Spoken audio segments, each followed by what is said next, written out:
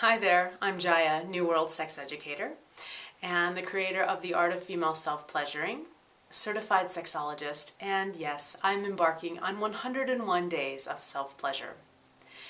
I thought as part of this that I'd share with you a little bit about my history. My history is actually really important, as are all of our histories when it comes to pleasure. For example, do you know the role that shame plays in your life? Have you had like a really religious upbringing or parents who didn't talk about sex?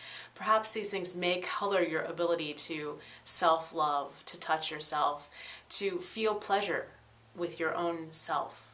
And I think that that's really important. I think that feeling pleasure with your own self is vital to our healthy sexuality and our wellness and pleasure when it comes to sharing intimacy and connection with another person. If we can't do it with ourselves, how can we really go there and go deep with another being? So a little bit about my history.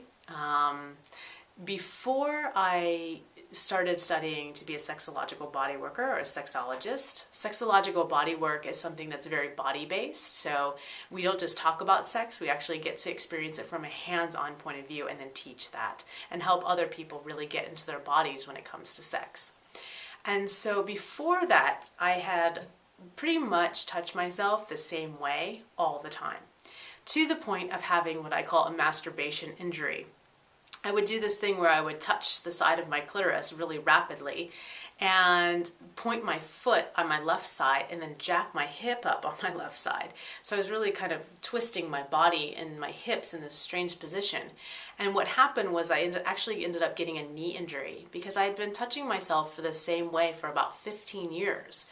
So, and this every day after doing this caused a repetitive injury happening in my knee, and I was hyperextending it and then also doing this thing in my hip, so that was causing me a lot of pain. And I kept going to this body worker, this Rolfer, and he kept fixing it and putting me back into place, and then I come see him again and I'd be all out. And it wasn't until I went through sexological bodywork training and they suggested masturbating for every day for a week for about an hour and really having like a self-pleasure practice so that you're really paying attention and cultivating and noticing everything that's happening in your body.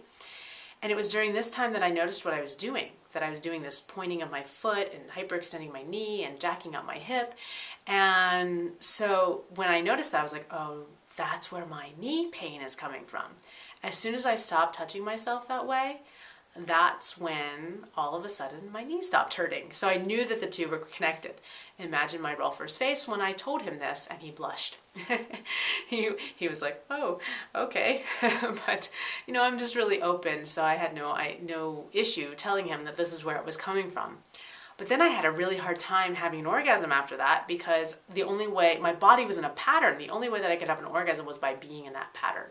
So I started this practice and started looking at different ways that I could touch myself that necessarily weren't in this pattern of touching my clitoris in this one spot, holding my breath, having all this body tension until I had an orgasm. So in that exploration, I discovered a lot of things.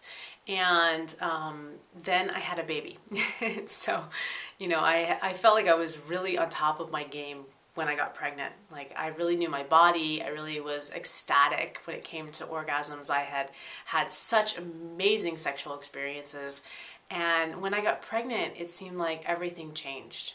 My clitoris changed, my body changed. I was really having to get in touch with things. And towards the later end of my pregnancy, I had a very juicy pregnancy. I loved sex during pregnancy. I was more focused on sex with my partner because self-pleasure just wasn't, it was much more difficult with a big belly, and I could touch myself and give myself massages, but it just seemed better connecting with my partner during my pregnancy. So I kind of lost touch with my self-pleasure practice.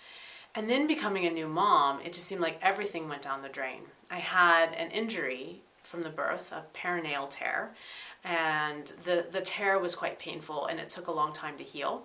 About 3 months postpartum, I actually went to see another sexological body worker who helped me heal this, and it was quite amazing because I had pretty intense scar tissue in my pelvic floor.